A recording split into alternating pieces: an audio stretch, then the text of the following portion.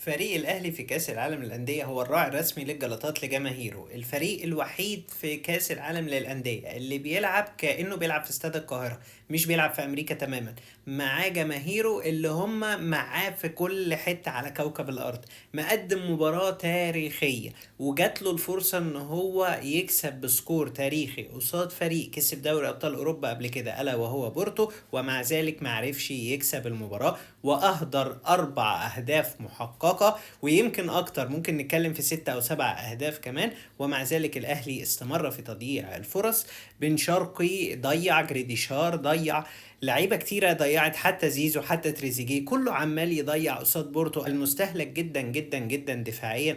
ومع ذلك احنا ما قدرناش نجيب المكسب، وكميه اهدار فرص وانانيه في المباراه مش طبيعيه. الحق يتقال، انا مشاعري مختلطه تماما في المباراه دي، لان انا كنت شايف المكسب ان انت على الاقل كنت هتطلع بفارق نقطه، واللي كان على فكره كنت كمان هتخرج بفارق الاهداف، وكان سهل بالنسبه لك ان انت تخرج ب3 نقط، وجات لك فرصتك الذهبيه يا اهلي ان انت تكسب فريق اوروبي في كاس العالم للانديه لاول مره في تاريخك، والدنيا كانت سهله ومتيسره. بنضيع ليه بتخربوا علينا الفرحه؟ يعني ليه دايما انتوا كده؟ يعني اسامه ابو علي قدم عظمه النهارده، واخيرا صالح الجمهور بالهاتريك الجميل اللي جابه جول بن رمضان عالمي حرفيا، ار2 للتاريخ، يعتبر من احسن اهداف كاس العالم اللي انت هتشوفها كمان بعد كده. ولا المشاكل الدفاعيه، عندك كوارث دفاعيه بكل تاكيد. انت محتاج طقم مدافعين كامل على فكره، ما كناش مستعدين دفاعيا في البطوله دي، وفي لعيبه جت علامه استفهام كبيره.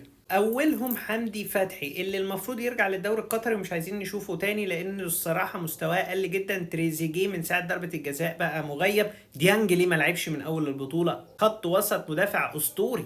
اعتقد النهايه كتبت لامثال محمد هاني وحسين الشحات، بنشكركم يا رجاله على السنين اللي فاتت، بس احنا خلاص، احنا ما بنصعبش عليكم، احنا تعبنا والله العظيم. وشكرا زيزو على الأداء الرائع بتاع المباراة. لنا الله 4-4، والحق يتقال الأهلي كان يكسب المباراة دي 8-4، 9-4، 10-4، ولكن إهدار الفرص والاستهتار مشاكل كتيرة بصراحة. وطبعا كل ده لا يمنع ان دي واحدة من احسن مباريات الاهلي في كاس العالم للاندية، وكمان واحدة من احسن مباريات دور المجموعات في كاس العالم للاندية، ان لم تكن احسنهم، من حيث ان هي ابسولوت سينما حرفيا.